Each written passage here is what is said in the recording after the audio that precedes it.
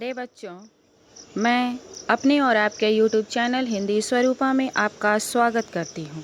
बच्चों, आज मैं इस वीडियो के माध्यम से आप लोगों को एक ट्रिक्स बताऊंगी। इस ट्रिक्स के द्वारा आप लोग पाठ सूची को उसके लेखक या कवि के नाम के साथ आसानी से याद रख सकते हैं। आप लोगों को याद रखने में बहुत आसानी होगी। आप लोग इस वीडियो को हर 4 या 5 दिन में एक बार सुना कीजिए। तो ठीक है, अब हम लोग चलते हैं याद करने की ट्रिक्स की ओर। बच्चों, आप लोग अपनी पाठ सूची को निकाल कर बुक से देख सकते हैं। ध्यानपूर्वक देखिए। सबसे पहला पाठ है वह चिड़िया जो। ठीक है, ये एक कविता है और इनके कवि हैं केदारनाथ अग्रवाल। ठीक है। 2 नंबर में है बचपन, ये संस्मरण है और इनकी लेखिका है कृष्णा सोबती। तीसरे में है नादान दोस्त, ये कहानी है प्रेमचंद की लिखी हुई। चांद से थोड़ी सी गप्पें, शमशेर बहादुर सिंह की। अब होता क्या है, हम लोग जब याद करते हैं तो क्या करते हैं, वह चिड़िया जो केदारनाथ अग्रवाल, वह चिड़िया जो केदारनाथ अग्रवाल, इस तरह से हम लोग याद करते हैं। बचपन कृष्णा सोबती। अब होता क्या है कि नाम तो हमें याद रह जाता है कि हाँ, पाठ का नाम ये है और लेखक का नाम ये है, लेकिन कौन किसका है। कभी ऐसा होता है नादान दोस्त में प्रेमचंद न लिख के केदारनाथ लिखा गया, या फिर गुनाकर मूले। तो इसको हम लोग याद कैसे रखेंगे। पाठ का नाम भी हम याद कर लेते हैं और हम लेखक का नाम भी याद कर लेते हैं, लेकिन थोड़ा सा इसमें हम लोग को कंफ्यूज हो जाता है कहाँ पर कि कौन किसका है।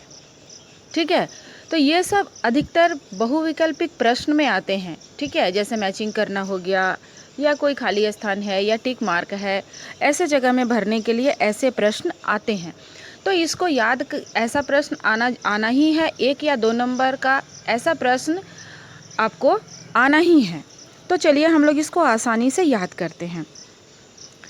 पहला में है वह चिड़िया जो, और इसके कवि हैं केदारनाथ अग्रवाल। तो हम लोग इसको मन मन में 1-2 पंक्ति बना लेते हैं। ठीक है, पंक्ति को कैसे बनाएंगे, या तो हम लोग इस तरह से बना सकते हैं, वह चिड़िया केदार को नाथ मानती है। ठीक है, ऐसे करके पंक्ति लिखेंगे, वह चिड़िया केदार को अपना नाथ मानती है, या फिर वह चिड़िया केदार के घर गई, या फिर वह चिड़िया केदार की है। माने हम लोग इस तरह की पंक्ति को बनाएंगे जिससे चिड़िया का संबंध केदार से ही पता चले, किसी और से नहीं। ठीक है, वह चिड़िया केदार को नाथ मानती है, वह चिड़िया केदार के घर गई, या फिर वह चिड़िया केदार की है। ठीक है, आगे बढ़ते हैं। बचपन। बचपन एक संस्मरण है जिनकी लेखिका है कृष्णा सोबती जी। अब कृष्णा और सोबती का हम लोग को एक रिश्ता बनाना पड़ेगा बचपन के साथ। तो कैसे बनाएंगे, या तो कृष्णा का बचपन बीत गया। ठीक है, बहुत सुंदर लाइन है, कृष्णा का बचपन बीत गया, या फिर कृष्णा बचपन में ऐसी थी, कृष्णा बचपन में सोए रहती थी। तो इस तरह की पंक्ति हम लोग, ये हमारा रफ है। ठीक है, ये पंक्ति हम लोग अपनी सुविधा के लिए बना रहे हैं, इसका सच्चाई से कोई ताल्लुक नहीं है। इसको हम लोग अपने सुविधा के लिए बनाएंगे, सिर्फ अपने मस्तिष्क में याद रखने के लिए। फिर बाद में इसको हम लोग भूल भी सकते हैं, कभी ज़रूरत पड़े, अगर ऐसी आवश्यकता हुई तो हमें आसानी से याद आ सकती है। ठीक है, तो दूसरी में हम लोग कैसे याद रखेंगे, कृष्णा का बचपन बीत गया, या बचपन में कृष्णा ऐसी थी। नंबर 3, नादान दोस्त। इस कहानी के लेखक हैं प्रेमचंद जी। तो प्रेमचंद नादान हैं, प्रेमचंद ने नादानी में दोस्ती कर ली। ठीक है, प्रेमचंद ने नादानी की, प्रेमचंद के दोस्त नादान हैं। इस तरह की 2-4 पंक्ति प्रेमचंद और नादान। ठीक है, नादान दोस्त और प्रेमचंद, ये 3 शब्दों का एक हम लोग रिश्ता सा बना देंगे एक दूसरे से, और उसको पढ़ेंगे। इससे क्या होगा, हमेशा हमेशा के लिए हमारे मस्तिष्क में एक छवि सी बैठ जाएगी कि नादान दोस्त के लेखक प्रेमचंद ही हैं। प्रेमचंद से नादान दोस्त का कोई रिश्ता तो है, तो नादान दोस्त कहानी का रिश्ता क्या है, प्रेमचंद की लिखी हुई है। आगे, चांद से थोड़ी सी गप्पें। इस कविता के कवि हैं शमशेर बहादुर सिंह। तो हम लोग इसको कैसे लिख सकते हैं, इसको हम लोग एक रफ कागज में लिखेंगे। ठीक है, कैसे लिखेंगे? चांद बहादुर है। ठीक है, चांद से थोड़ी सी गप्पें के कवि हैं शमशेर बहादुर सिंह। तो चांद बहादुर है, या फिर शमशेर बहादुर चांद से गप्पें कर रहा है। शमशेर बहादुर ने आज चांद से बहुत सारी गप्पें की। शमशेर बहादुर ने चांद से थोड़ी सी गप्पें की। इस तरह से हम लोग वाक्य बनाएंगे और इसे हम लोग बार बार सुनेंगे। आगे 5 नंबर में है अक्षरों का महत्व। ठीक है, ये एक निबंध है और इसके लेखक हैं गुणाकर मूले।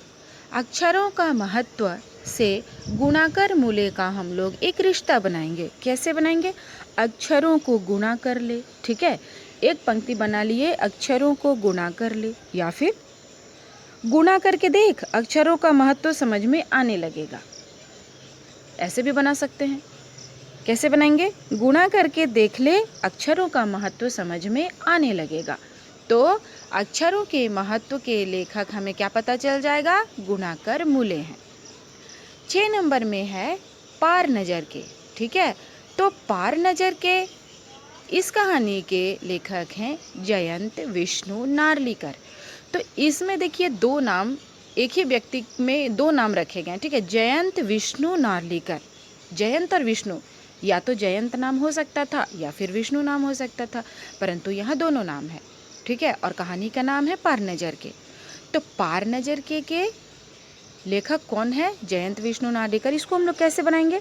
जयंत और विष्णु नज़र के पार गए। ठीक है, जयंत और विष्णु नज़र के पार गए, या फिर नज़र के पार जयंत और विष्णु ने नाली बनाया।